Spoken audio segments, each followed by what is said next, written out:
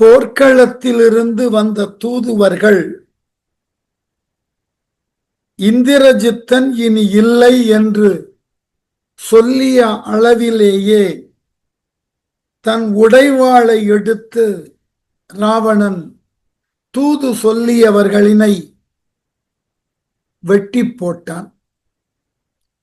அவன் மனதினுள் இப்பொழுது கோபம், மகனை இழந்ததினால் ஏற்படக்கூடிய சோகம், தனக்கு இப்படிப்பட்டதோர் தோல்வி வரும் என்று எதிர்பார்க்காத ஏமாற்றம், இனி தான் என்ன செய்ய போகிறோம் என்கின்ற கையறு நிலை, இவைகளுக்கு மேலாக தனது வீரம் இவ்வாறு இழிவான நிலைக்கு வந்ததே என்கின்ற அழுகை, இத்தனை விதமான சுவைகளின் கலவையாக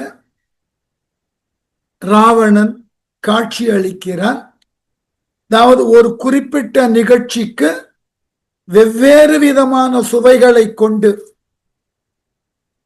நம்மால் ஒரு காட்சியை உருவாக்க முடியும் என்றால் இதை எடுத்துக்கலாம். எவ்வாறு எல்லாம் ராவணன் தன்னை வெளிப்படுத்தி கொள்ளுகிறான். முதல்ல அந்த பின்புலத்தை, அவரிடம் இருக்கக்கூடிய இந்த ராவணன் இந்த நிகழ்ச்சியை உள்வாங்கி அவன் எவ்வாறு செயல்பட தொடங்க போகிறான் என்பதை விபாவமாக காமிக்கிறார். இது நடன உலகத்துல பலர் இருக்கிறதுனால இந்த வார்த்தையை நான் சொல்ல வேண்டி இருக்கிறது. இந்த விபாவத்தை முதல்ல உருவாக்குறார். எப்படி பாருங்க, வாய்ப்பிறந்தும் உயிர்ப்பின் வளர்ந்தும் வான் காய்ப்பு உறும் தோறும் கண்ணீடை காந்தியும் போய்ப்பிறந்து இவ்வுலகை பொதியும் வெண்தீ பிறந்துள்ளது இன்று எனச் செய்ததால். அவன் உள்ள தோன்றின அந்த கோபம் என்கின்ற நெருப்பு இருக்கிறது அல்லவா, எப்படி தோன்றியதா?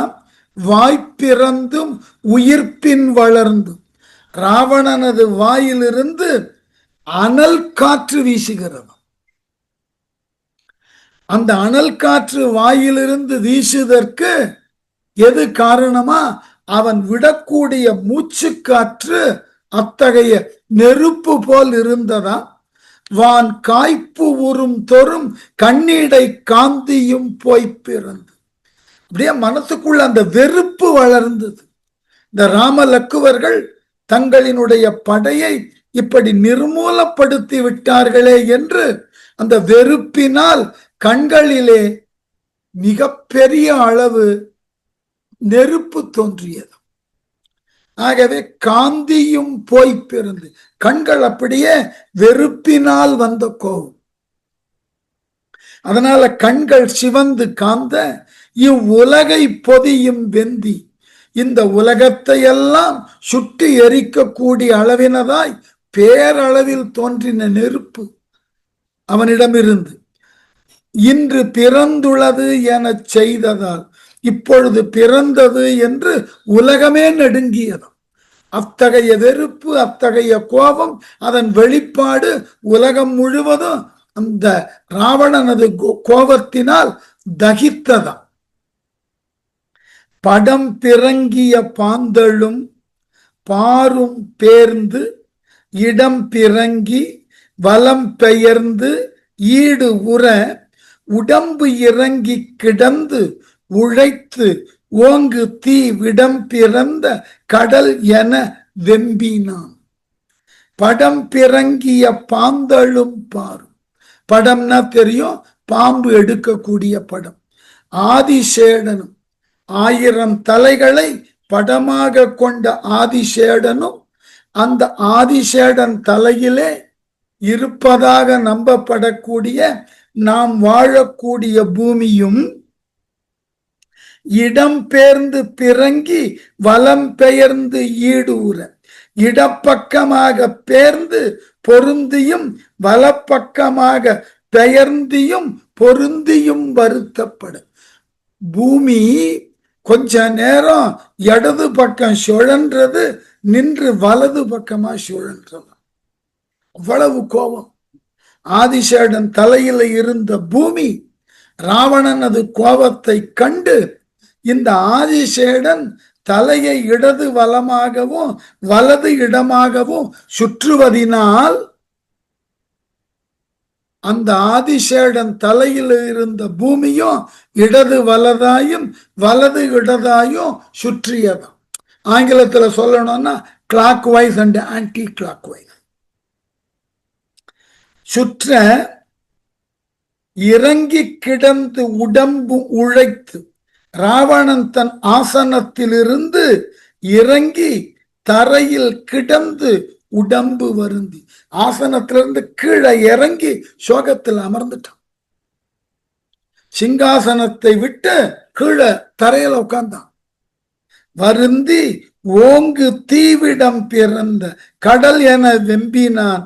ஓங்கியதும் கொடுமை உடையதுமாகிய கடலில் தோன்றிய நஞ்சு எப்படி உயிர்களை தாக்குமோ அது போல இவன் உடலெல்லாம் இந்திரஜித்தன் இறந்தான் என்ற அந்த நஞ்சு, அந்த செய்தி நஞ்சாக இவன் உடல் முழுவதையும் தாக்கியது.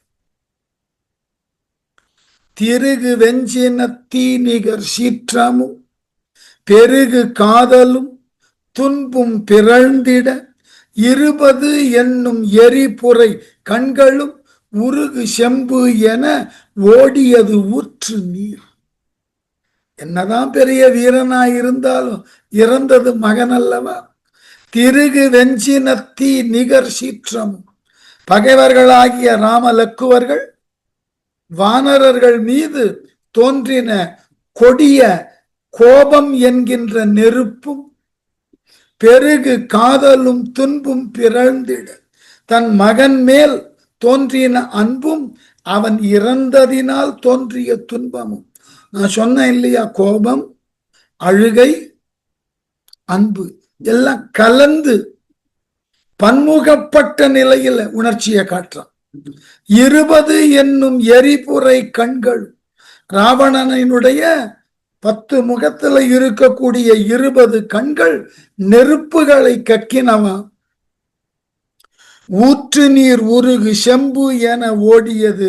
அந்த வெப்பத்தினால அவனது 20 கண்களில் இருந்தும் உருகிய செம்பு போல இரத்தத்தோடு கலந்த தீயினோடு ஒளிரக்கூடிய கண்ணீர் நிற்காமல் சிந்தியது. வெளியே சொல்ல முடியாத சோகம். இதை விட வேடிக்கை, இவனுடைய இந்த துன்பத்தினுக்கு மிகப்பெரிய அளவில் ஒரு கோபத்தோடு மண்டோதரி வந்து கேட்க போகிறார். யார் அறிவு சொல்லியும் கேட்காமல் ஒருவர் பின் ஒருவராக இறப்பதற்கு வழிவகுத்தாயே. இப்ப மகனும் போயிட்டான். கடித்த பற்குலம் கற்குலம் கண்ணற இடித்த காலத்து உறும் என எங்கனும் அடித்த கைத்தலம் அம்மலை ஆழி நீர் வெடித்த வாய்தோறும் பொங்கின மீச்சல. கற்குலம் கண்ணற மலை கூட்டங்கள் தூள் தூளாக கூடிய அளவுல பார்வை அப்படி இருந்ததாம். இடித்த காலத்து உறும் என எங்கனும், மேகம் இடித்த காலத்து தோன்றிய இடி ஒலியே என்று எல்லா இடத்திலும் கேட்கும் அளவில் பற்குலம் கடித்த ராவணன் பற்களை கடிச்சானாம். அந்த 10 தலைகள்ல இருக்கக்கூடிய வாய்கள் பற்களை கடிச்சது இடி இடிப்பது போலவும் மலைகள் பொடி பொடியாய் நொறுங்கி விழுவது போலவும் ஒலி எழுப்பினவா. அம்மலை வெடித்த வாய்தோறும் ஆழி நீர் பொங்கின மீச்சல. அத்திரிகூடமலை வெடித்த வாய்தோறும் கடல் நீர் பொங்கி மேல் வழியுமாறு கைத்தலம் அடித்த அவன் கரைகள் தரையில மோதின. அடிச்ச வேகத்துல கடல் அலை எழுந்தது. அவ்வளவு ஆக்ரோஷம், அவ்வளவு கோபம், பெரியதோர் ஏமாற்றம். என்ன பண்றதுன்னு தெரியல. இது வரைக்கும் அந்த 4 பாட்டுல ஒரு விபாவத்தை செட் பண்ணிட்டார், ஒரு பின்புலத்தை. எப்படி இருந்த ராவணன் இப்பொழுது எப்படி மாற்றம் பெற்றான். இனிமேதான் பேச ஆரம்பிக்க போறாரு. பரதநாட்டியத்தில் இருக்கிறவங்களுக்கு இதெல்லாம் ரொம்ப அழகா இருக்கக்கூடிய ஒரு காட்சி அமைப்பு. அந்த பின்புலத்தை படிப்படியாக விவரித்து இப்படிப்பட்ட சூழலை உருவாக்கி அதன் பின் இவன் வாயை திறக்க போறான். என்ன சொன்னா, மைந்தவோ எனும் மா மகனே எனும் எந்தையோ எனும் என் உயிரே எனும் முந்தினேன் உனை நான் உளனே உளேனோ எனும் வெந்த புன்னிடை வேல்பட்ட வெம்மையா. வெந்த புன்னிடை வேல்பட்ட வெம்மையான். ஏற்கனவே மற்றைய வீரர்கள் கும்பகர்ணன் போன்றோர்களெல்லாம் இறந்ததினால இவன் உடலும் மனமும் அப்படியே ரணகளப்பட்டு இருக்கிறது. அந்த புண்ணான மனதுல இப்ப இந்திரஜித்தன் இறந்தான் என்ற செய்தி வேல் போல பாய்ந்ததான். வெந்த புண்ணில் வேல் பட்டார் போல கொடும் துன்பத்தை அடைந்தான் ராவணன். மைந்தவோ எனும் மாமகனே எனும். மைந்தா அப்படின்னா எனக்கு உறுதி தந்தவன் அர்த்தம். மைந்துன்னா வீரம் அர்த்தம். எனக்கு வீரம் தந்தவன் நீ, எனக்கு மகனாக பிறந்து எனக்கு உண்டான ஆற்றலை வளர்ப்பதற்கு காரணமானவன் நீ. இப்ப நீ இறந்து போயிருக்க. மகனே எனும் சிறந்த மகன் எனக்கு நீதான். அதிகாயன் இறந்த போது கூட இவனுக்கு அவ்வளவு பெரிய கவலை இல்லை. ஆகவே மாமகனே எனும் எந்தையே எனும் என் உயிரே எனும். எனக்கு தந்தை போன்றவனே என் உயிர் போன்றவனே என்று புலம்பினான். உனை முந்தினேன் நான் உளனோ எனும். உனக்கு முன்னர் உயிர் விட வேண்டியவனாகிய நான் இன்னும் உயிரோடு இருக்கிறேன். அதுதான் பெரிய கொடுமை. தான் பெற்ற மகனுக்கு தான் இருங்கடன் செய்வதுதான் கொடுமையிலும் கொடுமை. நான் இருக்க நீ போனாயேன்னு அழுதான். புரந்தரன் பகை போயிற்று அன்றோ எனும். அறந்தை வானவர் ஆர்த்தனரோ எனும். கரந்தை சூடியும் பார்க்கடல் கள்வனும் நிரந்தரம் பகை நீங்கினாரோ எனும். என்ன கோபம் பாருங்க. புரந்தரன்னா இந்திரன். இந்திரனை வென்று அவனை உன் ஆட்சியின் கீழ் வைத்திருந்தாயே இந்திரஜித்தனே, இப்பொழுது நீ இறந்து போனதினால் புரந்தரன் பகை போயிற்று. இனி புரந்தரனை யார் ஒருவரும் அடக்க முடியாது. அவனை இனி வெல்லுதற்கு யார் ஒருவரும் இல்லை. ஆகவே இந்திரனது பகை போயிற்று. அறந்தை வானவர் ஆர்த்தனரோ. இதுவரைக்கும் நம்மால் துன்பப்பட்டு கொண்டிருந்த வானரர்கள் இனி துன்பமே இல்லாத மகிழ்ச்சி பெருக்கடலிலே இருந்து உன்னுடைய மரணத்தினுக்கு ஆரவாரம் செய்தார்களோ ஏனும். கரந்தை சூடியும் பார்க்கடல் கள்வனும். கரந்தையை சூடிய சிவபெருமான், கொன்றையை சூடியவன் சிவபெருமானோ, பார்க்கடலிலே ஒளிந்திருக்கக்கூடிய திருமாலும் நிரந்தர பகை நீங்கினரோ, நிரந்தரமாக நம்முடைய பகையிலிருந்து விடுபட்டு விட்டார்களோ. இனிமே யாரையும் நம்மால் அடக்க முடியாது. யாரும் இனி நம்மிடம் அடங்கி இருக்க மாட்டார்கள். உன்னை முதலாக வைத்து 2-3 உலகையும் வென்றவன் நான். எல்லாம் போச்சு. அது என்ன 2-3 உலகம்னு சொல்லிட்டு 6 உலகம்னு கரெக்டா தான் சொல்லியிருக்கேன். மண்ணுலகம் விண்ணுலகம் என்பது இந்திரனது, பாதாளம் அசுரர்களது, அந்த 3 ஜெயிச்சான். சத்தியலோகம் பிரம்மனது, வைகுந்த லோகம் நாரணனது, கைலாசம் சிவனது. இந்த 6 உலகங்களையும் தன் ஆட்சியின் கீழ் வைத்திருந்தான். இப்ப அவர்களெல்லாம் கூட தெய்வங்கள் கூட எனக்கு அடங்கி கிடந்தன. காரணம் இந்திரஜித்தா உன்னால். இப்ப நீ இறந்தாய், இனி அவர்களை யாரும் அடக்க இயலாது. நீரு பூசியும் நேமியும் நீங்கினார், மாறு குன்றொடு வேலை மறைந்துளார், ஊரு நீங்கினராய் உவனத்தினோடு ஏறும் ஏறி உலாவுவார் எண்ணுமார். நீரு பூசியும் நேமியும், திருநீரு பூசின சிவபெருமானும் நேமினா சக்கரம். சக்கரப்படை தாங்கிய திருமாலும் மாறு குன்றொடு வேலை மறைந்துளார் நீங்கினார். மேடு பள்ளமுமாய் மாறுபட்டுள்ள மலையிலும் கடலிலும் மறைந்துள்ளவர்களாயிருந்தார்கள். கைலாசத்துல ஒளிஞ்சிட்டு இருந்தான் சிவபெருமான். உன்னை எதிர்க்க முடியாமல் கைலாசத்துல ஒளிந்து கிடந்தான் சிவன். பார்க்கடலிலே ஒளிந்து கிடந்தான் அந்த சக்கரதாரி. உன் எதிரில் வர்றதுக்கு அவங்க 2 பேருக்கும் ஆற்றல் இல்லை. ஆகவே உன்னை காணாமலேயே ஒளிந்திருந்தார்கள். இப்போ ஊரு நீங்கினராய் உவனத்தினோடு ஏறி உலாவுவர் எண்ணுமார். இப்பொழுது நீ செத்து போயிட்டேன்றதுனால உன்னை எதிர்நோக்கக்கூடிய பயம் இல்லாமல் போனதினால பயம் நீங்கி கருடனின் மீதும் ஏற்றின் மீதும் ஏறிக்கொண்டு ஆனந்தமா உலாவ போகிறார்கள் அல்லவா. உவனத்தினோடும் ஏறி உலாவுவர். ஏறும் காளை, உவனம்னா கருடன். இதுவரைக்கும் உன்னை பார்ப்பதற்கு அஞ்சி ஒளிந்து கொண்டிருந்த சிவனும் நாராயணனும் இப்ப நீ இறந்த செய்தி கேட்டு மகிழ்ச்சியா அவர்கள் வாகனத்தில் ஏறிக்கொண்டு அங்கும் இங்குமாக இனி தைரியமா உலாவுவார்கள். எவ்வளவு பெரிய இழுக்கு! வானமானமும் வானவர் ஈட்டமும் போன திசையிடம் புக்கன தானமானவை சார்குவது ஊன மானிடர் வென்றி கொண்டோயின். யார்கிட்ட போய் தோத்தோம்? தெய்வங்களையும் தேவர்களையும் வென்றவன்டா நீ. சாதாரண ஒரு மானுடன் போய் தோத்தோம். என்ன பெரிய சிக்கல்னா, எல்லா மனிதர்களும் அரக்கர்கள்னு சொல்ல வேண்டும். எல்லோரும் தங்களினது ஆற்றல் கூட கூட தங்களிடம் உண்டானதாகிய குறைபாடை மறக்க தலைப்படுகிறார். அதுதான் எல்லோருடைய தோல்விக்கு முதல் படி.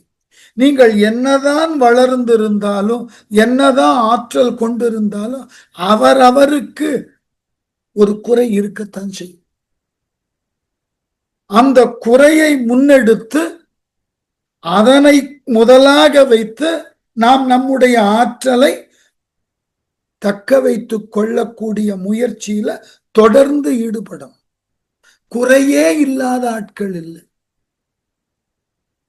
அது தேவனாகட்டும், நரகனாகட்டும், மானுடனாகட்டும். ராவணனுக்கு என்ன கோபம்? போர்க்களத்துல மரணம்ன்றது சகஜம். நீ யாரிடம் தோற்றாய் என்பதுதான் பெரிய கவலை.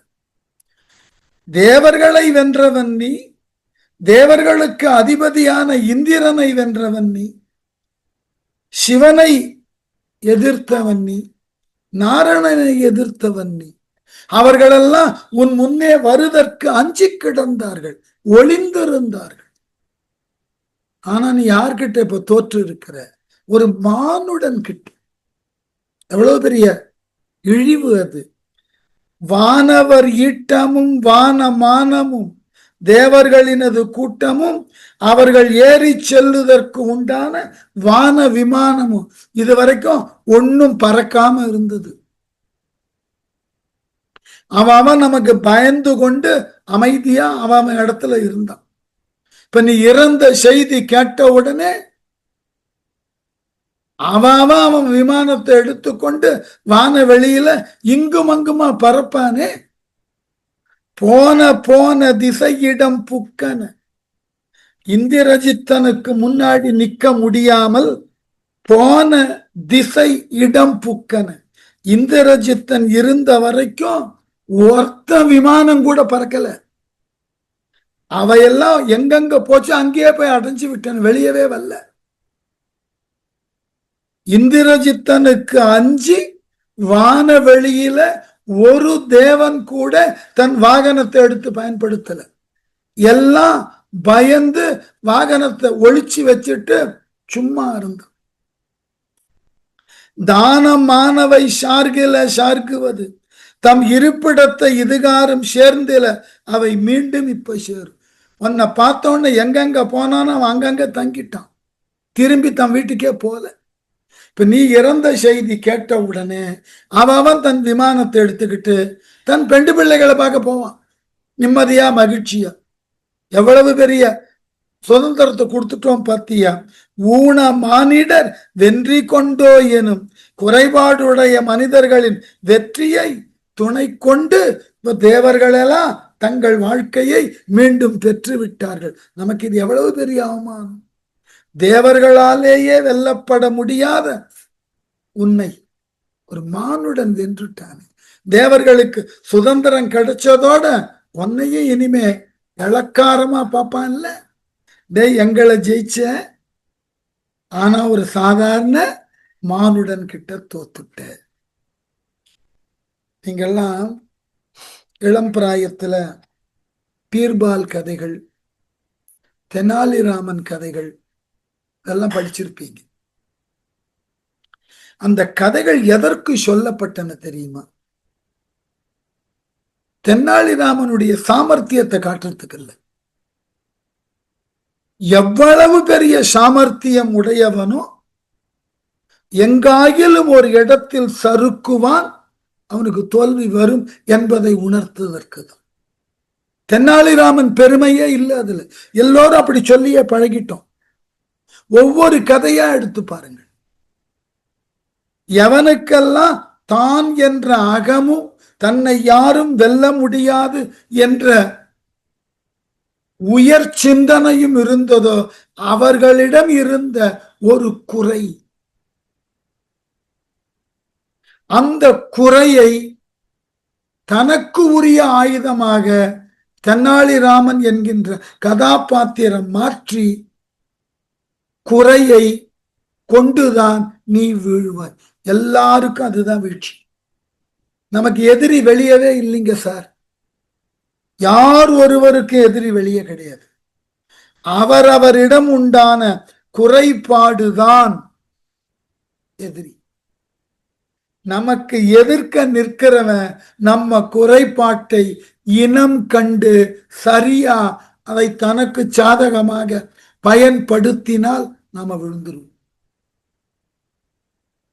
ராவணன் எப்படி விழுந்தான்?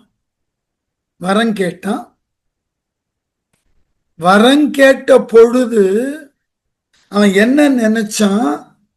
தேவர்களால், மூவர்களால், வரிசையா வித்யாதர கிம்புரர்களால், கந்தர்வர்களால் கேட்டுக்கிட்டே போன மானிடரை விட்டான். ஏனென்றால் நான் அசுரன், எனக்கு அடங்கிதான் மானுடர்கள் இருப்பார்கள். என்னை பார்த்தாலேயே அஞ்சுவான். அவனுக்கு என்னை கண்டாலே பயம். அவனால எனக்கு எப்படி ஆபத்து வரும் என்று மானுடரை நீக்கி மற்றவர்களால் தனக்கு துன்பம் வரக்கூடாது, தோல்வி வரக்கூடாதுன்னு வரம் கேட்டான். இது அவனுடைய ஒரு ஆணவம். அந்த ஆணவத்தினால மானுடரை விலக்கினான். அந்த மானுடரும் மனிதனாலேயே எனக்கு தோல்வி வரக்கூடாதுன்னு கேட்கல. அதனாலதான் ராம அவதாரத்துல மானுடர்களாயும் மனிதரை விட ஒரு படி கீழானதாகிய விலங்குகளை கொண்டும் ராவணனை வெல்ல முடிஞ்சது. சில நேரங்கள்ல நம்முடைய ஆணவ போக்குதான் நம்முடைய அழிவினுக்கு அடிப்படையை உருவாக்கிடும். இதுக்கு பேரு டிராஜிக் ஃபிளான்னு பேர். எவ்வளவு பெரிய வீரனும் அவனிடம் உண்டானதாகிய ஒரு சிறு குறை அழிஞ்சு போயிடும். இந்த வீக்னஸ் பலருக்கு பலவிதமா வரும். சில பேருக்கு பிள்ளைகள் வீக்னஸா இருப்பாங்க. சில பேருக்கு தாங்கள் வகிக்கக்கூடிய பதவி, சில பேருக்கு தாங்கள் பெற்றிருக்கக்கூடிய செல்வம், சில பேருக்கு தங்களினுடைய புகழ் எல்லாம் குறை. யாரை எவ்வாறு வெல்ல வேண்டும்னா எதிரியை புகழ்ந்தே அழிக்கணும். இந்த அடிப்படை தான் ராவணனுக்கு இப்பொழுது புரிந்தது. தேவர்களை எல்லாம் ஜெயித்தோமே, அந்த தேவர்கள் எல்லாம் இப்பொழுது மிக சுதந்திரமாக ஆனந்தமாக உலவுவார்களே, அது கூட தப்பா தெரியல. மானுடனால் அழிந்தான் இந்திரஜித்தன் என்று சொல்லி தங்கள் சுதந்திரத்தை ஆனந்தமாக அனுபவிப்பார்கள், நம்மை ஏளனமாக பார்ப்பார்கள் என்று கவலைப்பட்டார். எப்பொழுதுமே எந்த ஒரு மனிதனும் தான் கொண்டுள்ள குறையினால்தான் அவனுக்கு உண்டான மரணத்தை எழுதி கொள்ளுகிறான். அதை முதல்ல தெரிஞ்சுக்கணும். நாம நம்முடைய பலத்தை தெரிந்து கொள்வதற்கு முன்பு நம்முடைய பலவீனம் எது என்று தெரிந்திருக்க வேண்டும். இல்லை என்றால் நம்மால எதனையும் சாதிக்க முடியாது, வாய்ப்பு கிடையாது. அதுல தெளிவா இருக்கணும். எனக்கு இது முடியும், இது முடியாது. நமக்கு எதெல்லாம் முடியாதோ அதுதான் முதல்ல தெரிஞ்சிருக்கணும். நம்மால் எதெல்லாம் செய்ய முடியுமோ அது எப்படி பார்த்தாலும் செய்து முடிச்சிருவோம். அதனால ராவணன் வருத்தப்பட்டா, ஊன மானிடர் வென்றி கொண்டோ, மானுடர்களால் நாம் தோற்கடிக்கப்பட்டோம், அதனால தேவர்களுக்கு கொண்டாட்டம் பத்திய அவனுக்கு சுதந்திரம் கிடைச்சதுன்றதை காட்டிலும், ராவணா உன்னை சார்ந்தவர்களை மானுடர்கள் அழித்தார்கள் என்ற ஏளனம் இல்லையா சொல்லிட்டு, கெட்ட தூதர் கிளத்தினவாறு ஒரு கட்ட மானிடன் கொல்ல என் காதலன் பட்டு ஒழிந்தனே எனும் பல்முறை விட்டு அழைக்கும் உழைக்கும் வெதும்புமா. கெட்ட தூதர் கிளத்தினவார், கெட்டன கொடிய, கொடிய தூதர்கள் வந்துதானே சொன்னார்கள். கிளத்துதல்னா சொல்லுதல்.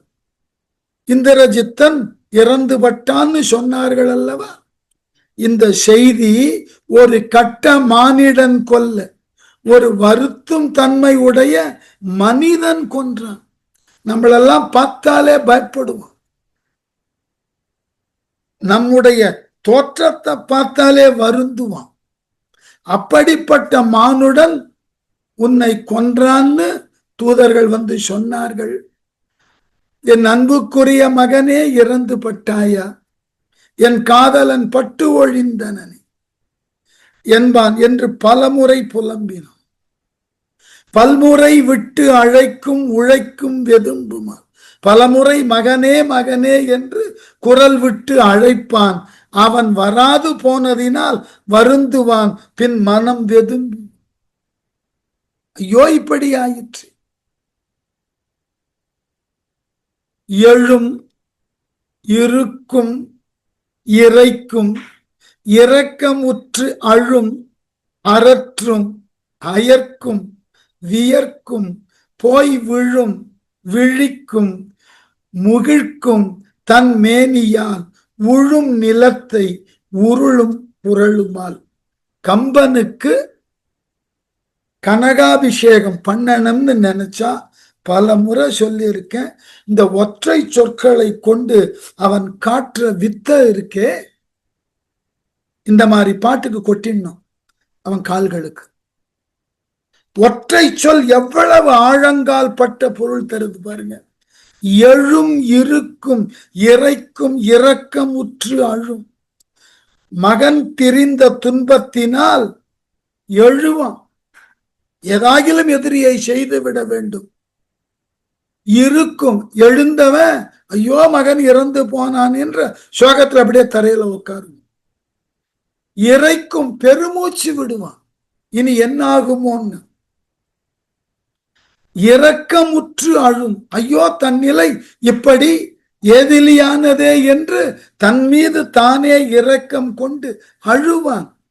அரற்றும் அயர்க்கும் வியர்க்கும் போய் விழும், வாய் திறந்து அரற்றுவான், புலம்புவான், சோர்வுருவான், அயர்க்கும் வியர்ப்பான், பயத்தினால வியர்க்கும், போய் விழும், எழுந்து நடப்பான், அப்படியே பொத்துன்னு கீழே விழுவான்.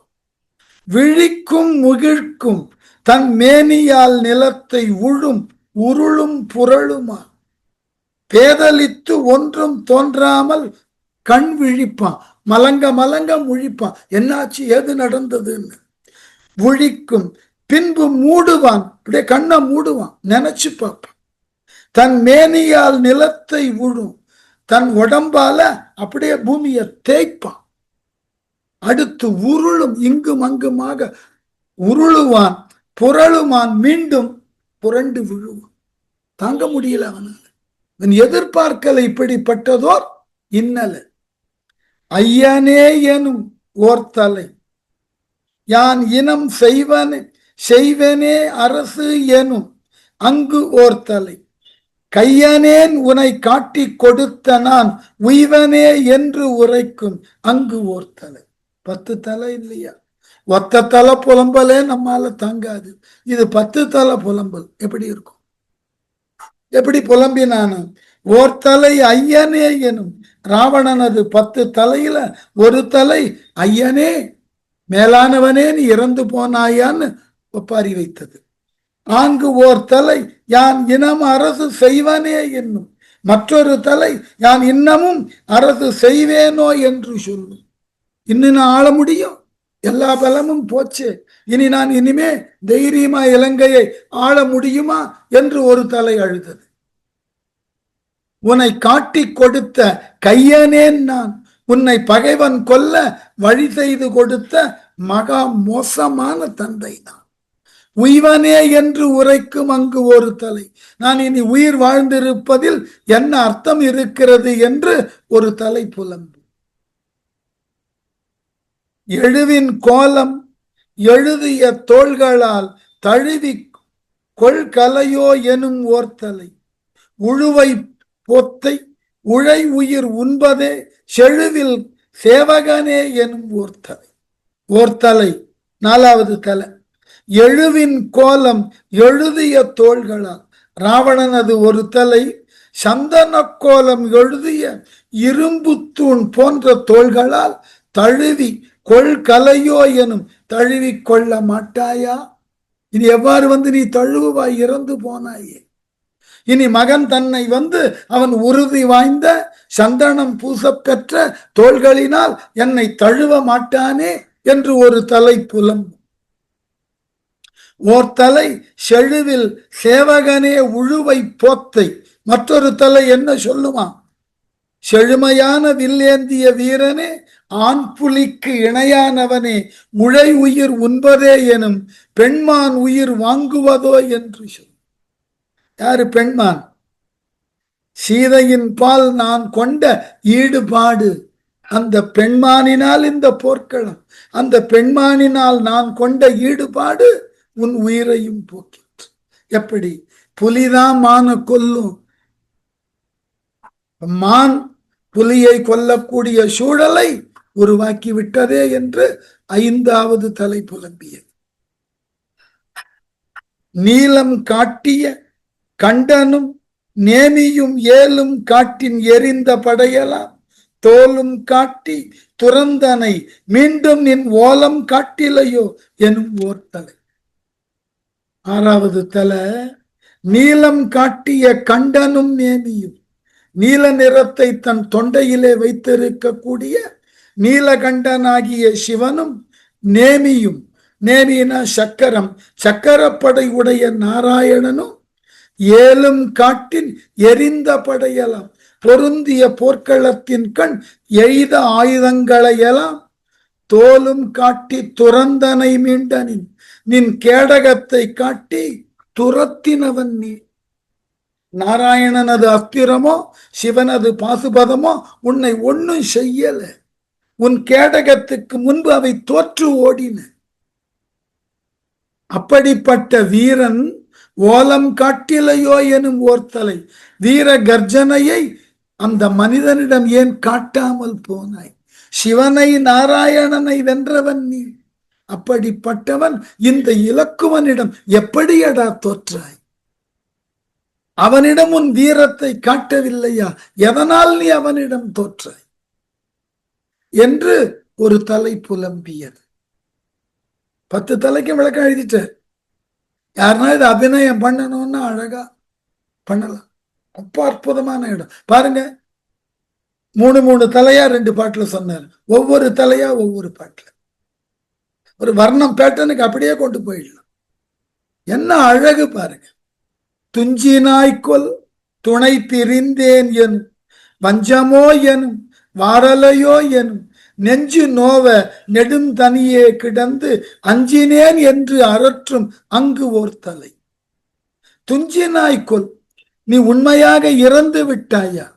துணை பிரிந்தேன், யான் எனக்கு உரிய துணையாக உன்னை அல்லவோ நம்பி இருந்தேன், நீயும் பிரிந்து விட்டாயே என்று சொல்லி, வஞ்சமோ எனும் வாரலையோ எனும், நீ இறந்தாய் என்பது வஞ்சனையா பொய்யா என்று சொல்லும், உண்மையாகவே நீ என் முன் வரமாட்டாயா இனி என்று அழுதான். நெஞ்சு நோவ நெடுந்தனி கிடந்து, மனதெல்லாம் வலிக்கிறது இந்திரஜித்தனே, நான் துன்பத்தோடு தனித்து கிடக்கிறேன், அஞ்சினேன் என்று அரட்டு, நான் இனி எதிர்காலத்தை நினைத்து பயம் கொண்டிருக்கிறேன், உன் மரணம் எனக்கு மிக பெரியதோடு அச்சத்தை தந்துவிட்டது என்று வாய்விட்டு அரற்றியது மற்றொரு தலை. தலையெல்லாம் எண்ணிக்கொண்டே வாருங்கள், எவ்வளவு அழகா சொல்லுதுன்னு. காகம் ஆடு களத்திடை காண்பேனோ யாக சாதனன் மவுலியோடும் பொறித்து ஓகை மாதவர் உச்சியின் வைத்த நின் வாகை நாள்மலர் என்னும் மற்ற ஓர் தலை. யாக சாதனன் மவுலியோடும், யாக சாதனன் இந்திரனுக்கு உண்டான ஒரு பெயர் யாக சாதனன். ஏன் தெரியுமா? 1000 அஸ்வமேத யாகம் செய்தால் அவன் இந்திரனா போகலாம். யாகத்தின் கண் சாதனையை செய்தவன் பெறக்கூடிய தகுதி இந்திர தகுதி. ஆனால் இந்திரனுக்கே ஒரு பெயர் யாக சாதனன்.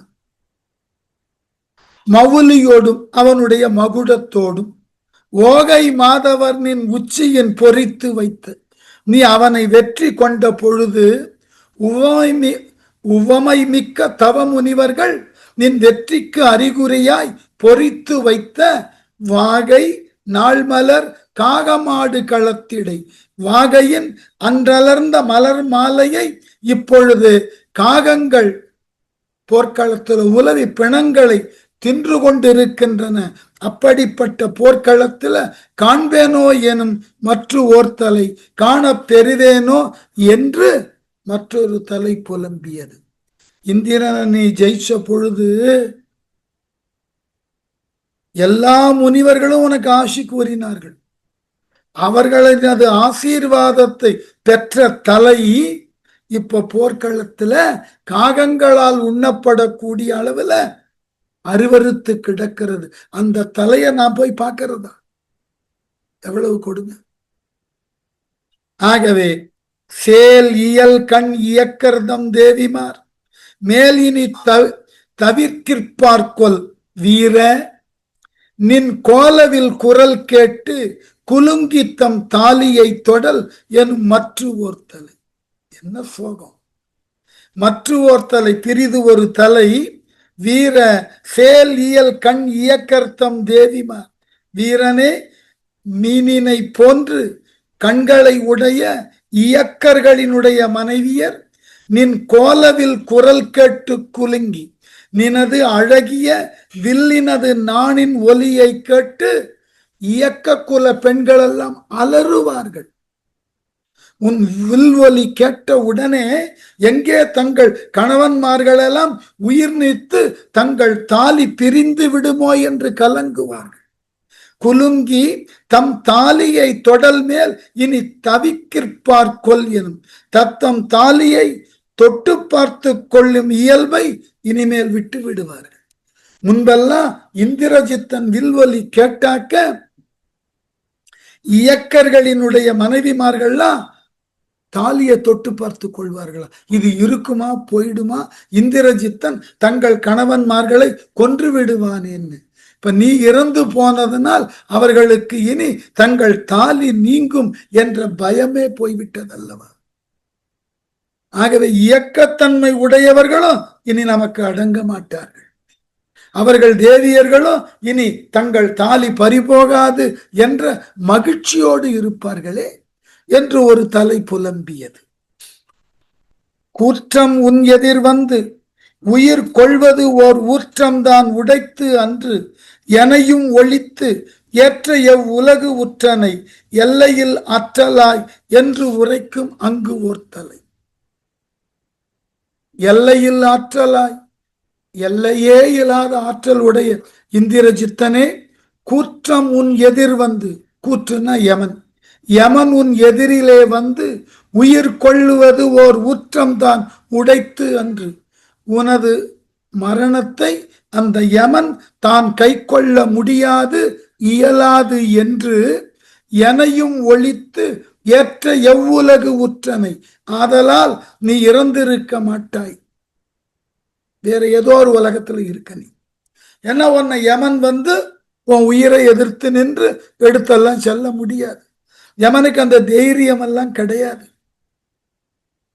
ஆகவே இந்திரஜித்தனே, நீ மரணம் அடையவில்லை, நீ சாகல, வேற எங்கேயோ ஒரு உலகத்துல ஒளிந்திருக்கிற, எனக்கு தெரியாமல் மறைந்து உனக்கு ஏற்ற உலகத்தை அடைந்தாய் என்று உரைக்கும் அங்கு ஓர் தலை. ஆகவே நீ இறந்திருப்பதற்கு வாய்ப்பே இல்லை இந்திரஜித்தனே, யமன் உன் உயிரை எல்லாம் எடுத்து செல்வதற்கு அஞ்சுவான். ஆகவே நீ எங்கோ ஒளிந்திருக்கிறாய், எனக்கு அது தெரியவில்லையே என்று அழுதான். அழுத ராவணன் தன் மகன் உடலை தேடிக்கொண்டு போர்க்களத்துக்கு போறான். இதெல்லாம் சரி, இந்திரஜித்தன் இறக்கணும், இதெல்லாம் புராணத்தின் நோக்கம். ஆனால் இங்க ஒரு தந்தை மகன்னு பாருங்க, தன் மகன் மீது அவனது ஆற்றல் மீது மாற்றமே இல்லாத நம்பிக்கையை கொண்டிருக்கக்கூடிய ஒரு தந்தை தன் முன்னே தன் மகன் இறந்து கிடக்கிறான் என்ற செய்தியை கேட்டு அதனை போர்க்களத்திலேயே காண வருகிறான்னா அவன் அவன் செய்த அநீதி, அவன் செய்த தவறு, குற்றம் என்ன வந்தாலும் இருக்கட்டும், அதுக்கெல்லாம் இடம் இருக்கு, நான் மறுக்கல, அதுக்கெல்லாம் இடம் இருக்கு. ஆனால் இந்திரஜித்தன் என்ற மகன், ராவணன் என்ற தந்தை, அந்த ராவணன் என்னும் தந்தைக்கு முன்னே மகனாகிய இந்திரஜித்தன் மாண்டு கிடக்கிறான். இவர்களினுடைய பின்புலம், இவர்கள் பெற்ற வரம், ஆற்றல், ஆளுமை எல்லாத்தையும் மறந்துருங்க. தனையன் தன் முன்னே இறந்து கிடக்கிறான், அதை தந்தை அவன் காணுகிறான். இந்த காட்சி தான் எவ்வளவு பெரிய கொடுமை. நான் அதுக்கு ஒரு மேற்கோள் சொல்லுவேன். நான் தொடக்கத்துல அடையாறுல நேரு நகர்ன்ற ஒரு இடத்துல இருந்தேன். நேரு நகர் 2ஆம் வீதி. அங்க 4 வீடுகள் கொண்ட ஒரு காம்பவுண்ட், எனக்கு அடுத்து 4 வீடுகள் கொண்ட காம்பவுண்டு, ஒரே குடும்பத்தை சார்ந்த 8 வீடுகள். அதுல என் வீட்டுக்கு அடுத்த வீட்டு மாடியில குடியிருந்தவர், பேர்லாம் கூட சொல்லலாம், ஒன்றும் தவறு இல்லை, குடி இப்பவும் இருக்க BS ராகவன் பேர். மிகச்சிறந்த குடிமை பயிற்சி அலுவலர், IAS ஆபீசர், இந்திய ஆட்சி பணியில மிகப்பெரிய ஆளுமை. அவர் வங்காளத்துல தலைமைச் செயலராக இருந்தார், நர்மதா வேலி ப்ராஜெக்டுக்கு சீஃபா இருந்தார், மிகச்சிறந்த சிந்தனையாளர், பல இடங்கள்ல போயிட்டு மேலாண்மையை பற்றின வகுப்பெல்லாம் எடுப்பார்.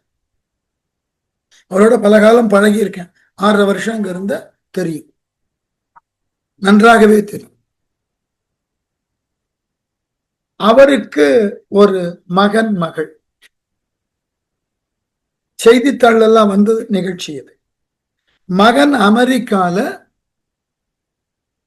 ஒரு பெரிய மருத்துவர். எந்த அளவினுக்கு பெரிய மருத்துவர்னா, தனக்கு என்று தனித்த விமானம் வைத்துக் கொண்டு மருத்துவ தொழிலுக்காக மாநிலம் விட்டு மாநிலம் அமெரிக்கால சென்று வைத்தியம் பார்க்கக்கூடியவர். அமெரிக்கால மாநிலங்கள்ல ஒரு 50 மாநிலம் கொண்டது ஸ்டேட்ஸ் அமெரிக்கா.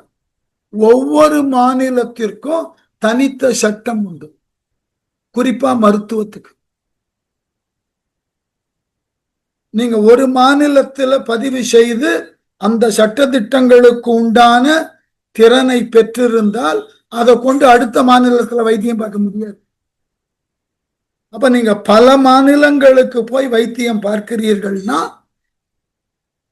அப்போ உங்களினுடைய திறன், அறிவாற்றல் எவ்வளவு பெரியதுன்னு பாருங்க.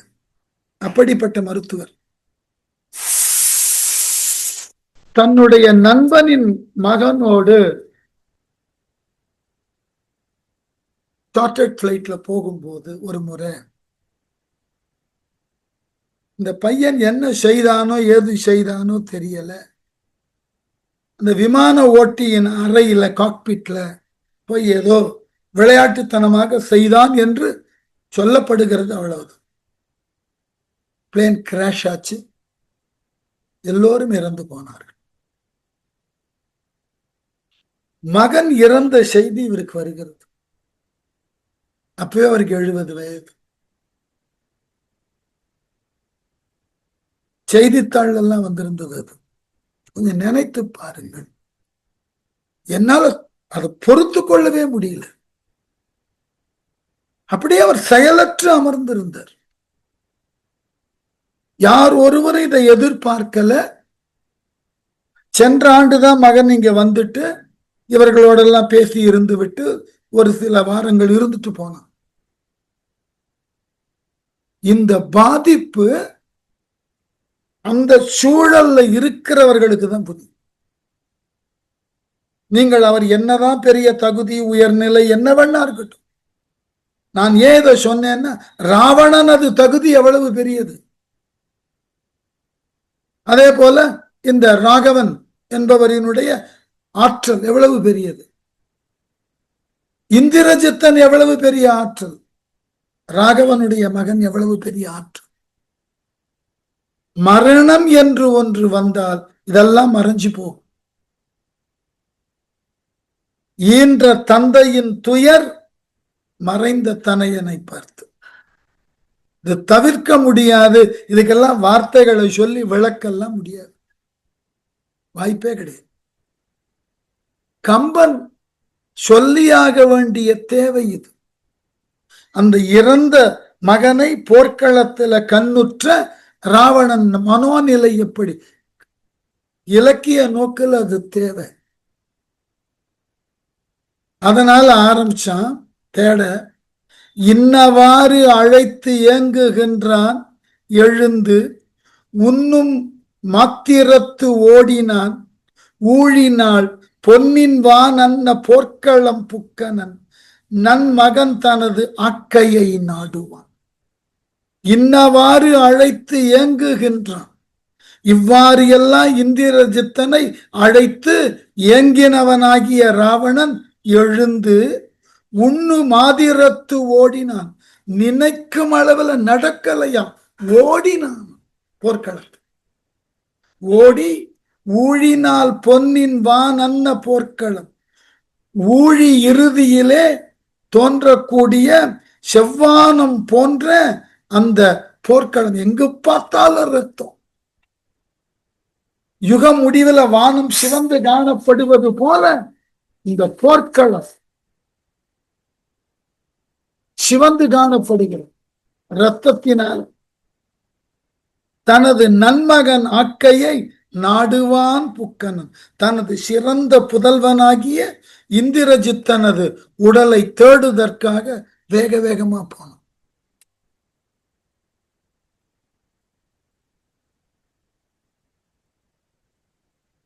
தேவரே முதலாகிய சேவகர் யாவரும் உடன் தொடர்ந்து ஏகினார். மூவகை பேர் உலகின் முறைமையும் ஏவது ஆகும் என்று எண்ணி இறங்குவர்.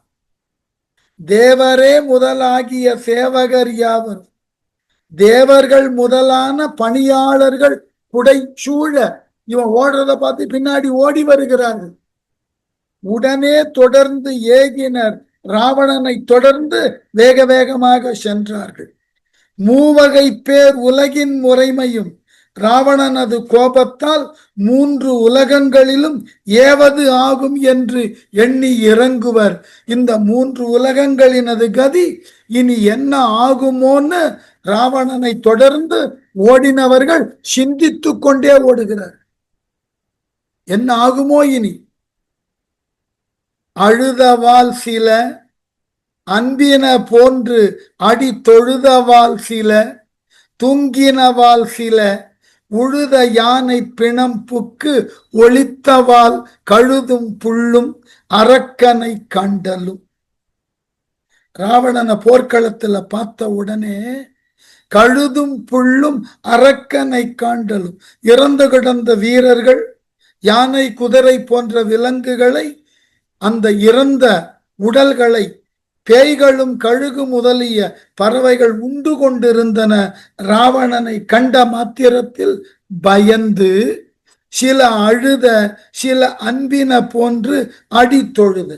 சிலது ராவணனை கண்டு பயந்து அழுது தொழுதான் பேய்கள். சில அன்பின் போன்று அடி தொழுத, அவன் பால் அன்பு கொண்டவை போல் ராவணன் திருவடியில விழுந்து வணங்கினவன். ராவணனது அடியில்.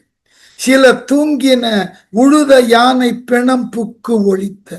சில பேய்களோ பறவைகளோ தூங்குவது போல நடித்தன. சில யானை பிணங்களின் ஊடாக தங்களை ஒழித்து கொண்டு ராவணன் முன்னாடி காட்சி கொடுக்காமல் நின்றன. பேய்களும் ராவணனை கண்டு அஞ்சிருக்கு. கோடி கோடி குதிரையின் கூட்டமும் ஆடல் வென்றி அரக்கர்தம் ஆக்கையும் ஓடை யானையும் தேரும் உருட்டினான் நாடினான் தன் மகன் உடல் நாளெலாம். தன் மகன் உடல் நாளெலாம் நாள் முழுவதும் தன் மகனினது உடலை தேட வேண்டி கோடி கோடி குதிரையின் கூட்டமும், கோடி கோடியாய் இறந்து கிடந்த குதிரைகளினது பிணங்களையெல்லாம் அப்புறப்படுத்தினான். ஆடல் வென்றி அரக்கர்தம் ஆக்கையும் வலிமையும் வெற்றியையும் இதுவரை பெற்று இப்பொழுது இறந்து கிடக்கின்ற அரக்கர்களினது உடலை எல்லாம் தள்ளினான். ஓடை யானையும் தேரும், முகபடாத்தை உடைய யானைகள் செத்து கிடக்கின்றன, அவைகளது உடலையும் சிதைந்து கிடக்கக்கூடிய தேர்களையும் நாளெல்லாம் உருட்டினான். நாள் முழுவதும் தேடி தேடி தேடி பார்த்தான். தன் மகனை உடல் தேடுறது. மெய் கிடந்த விழி வழி நீர் வீழ, நெய் கிடந்த கனல் புரை நெஞ்சினான், மொய் கிடந்த சிலையோடு மூறி மாக்கை கிடந்தது கண்டான் கண்கள். மெய் கிடந்த விழி வழி நீர் வீழ, உடம்பில் பொருந்திய 10 தலைகளிலும் 20 விழிகளிலும் நீர் அப்படியே கொட்டுகிறது. நீர் ஒழுக நெய் கிடந்த கனல் புரை நெஞ்சினான், நெய் பெய்த நெருப்பு போல எரியும் நெஞ்சினை உடைய ராவணன் மொய் கிடந்த சிலையோடு மூறி மாக்கை, வலிமை பொருந்திய வில்லோடு வலிய பெரிய கை கிடந்தது. இலக்குவம் கையை அறுத்தான் இல்லையா? மாக்கை, ஆற்றல் வாய்ந்த வில்லினை பிடித்த அந்த கை அறுபட்டு கீழே விழுந்ததை கிடப்பதை கண்டான். கிடந்தது கண்டனன் கண்களால். போர்க்களத்துல விழுந்து கிடந்ததை பார்த்து ரொம்ப கொடுமை. அங்கமங்கமா வெட்டியிருக்கான் இலக்குவன். கை வேறு, உடல் வேறு, தலை வேறுன்னு வெட்டியிருக்கான். பொங்கு தோல் வலையும் கனை புட்டிலோடு அங்கதங்களும் அம்பும் இலங்கிட வெங்கண் நாகம் என பொலி வெய்ய கை செங்கையால் எடுத்தான் சிரம் சேர்த்தினான். கொடுமை சருது. பொங்க தோல்வலையும் கனை புட்டிலோடும் ஒளி விளங்கக்கூடிய தோல்வலை, வாக்குவலை என்ற தோல் வலையை பூண்டிருக்கக்கூடிய அந்த தோல், அந்த தோளோடு ஒட்டி இருக்கக்கூடிய அம்பு வைக்கக்கூடிய புட்டிலோடும் அங்கதங்களும் அம்பும் இலங்கிட வாகு வலயங்களும் அம்பும் அப்படி பிரகாசமாக தெரிய வெங்கண் நாகம் என பொலி வெய்யக்கை கொடும் கண்ணுகளை உடைய நாகம் போல பொலிகின்ற இந்திரஜித்தனது விரும்பத்தக்க கை.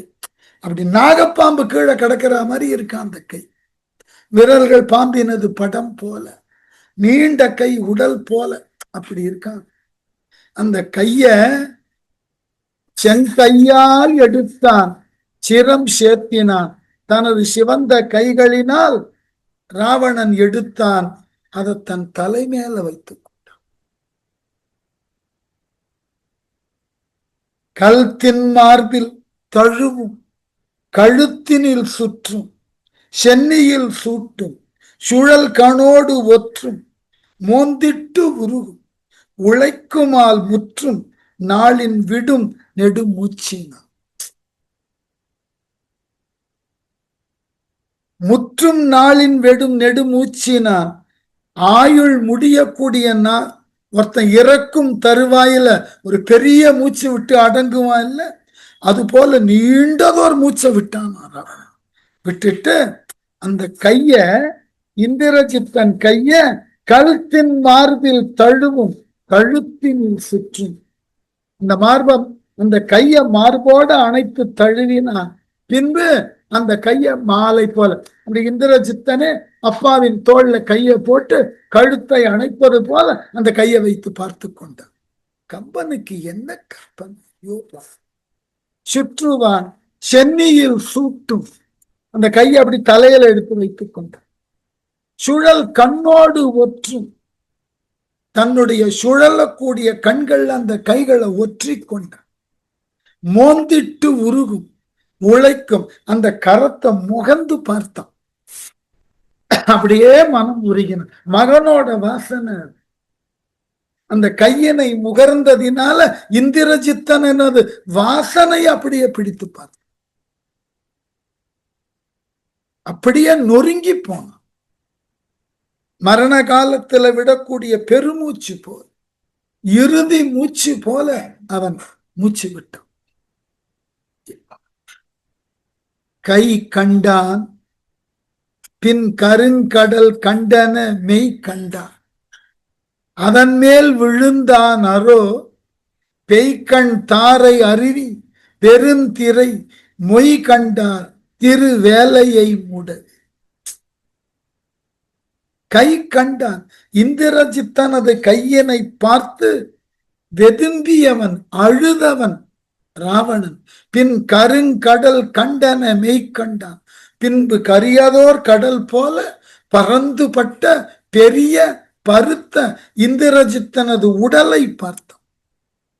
பெய் கண் தாரை அருவி பெருந்திரை, கண்களினால் தாரை தாரையாக கண்ணீர் சிந்த அது பெரிய அலை போல் எழுந்ததாம். மொய்கண்டா திரை வேலையை மூடவே, வலிமை கொண்டு ஆரவாரிக்க கூடிய கடலையும் சென்று மூடுமாறு அதன் மேல் விழுந்தானோ, அழுது கொண்டு அந்த உடம்பின் மீது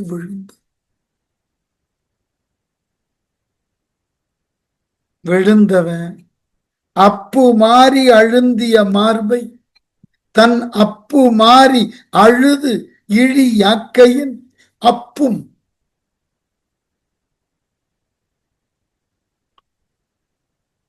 மார்பில் அணைக்கும் அரற்றுமால் அப்பு மான் உற்றது யாவர் உற்றார். கம்பனே நொந்து போயிட்டான். அப்பு மாறி அழுந்திய மார்பை, அம்புகள் மழை திவலை போல் இந்திரஜித்தனது மார்பெல்லாம் பாய்ந்து இருக்கிறது. அந்த மார்பை அம்புகளால் பாய பெற்ற மார்பை அப்பு மாறி அழுது இழி தன் யாக்கையின் அழுது அழுது மழை போல் கண்ணீர் சிந்தக்கூடிய ராவணன் தன் உடம்போடு சேர்த்து அணைத்துக் கொண்டான். அப்பும் மார்பில் அணைக்கும் அறற்றுமால் மார்பில ஒற்றிக் கொண்டான். இந்திரஜித் தனது உடலை அணைத்துக் கொண்டான். வாயால் அரற்றினான், புலம்பினான். அப்புமான் உற்றது யாவர் உற்றார், அந்த ஆண்மை உள்ள ராவணன் உற்ற துன்பம் இந்த உலகத்துல வேறு யார் ஒருவர் உற்றிருக்க முடியும்? அப்படிப்பட்ட துன்பத்தினுக்கு அவன் உட்பட்டான். நிற்கட்டும், இதோட மேல கட்டம்.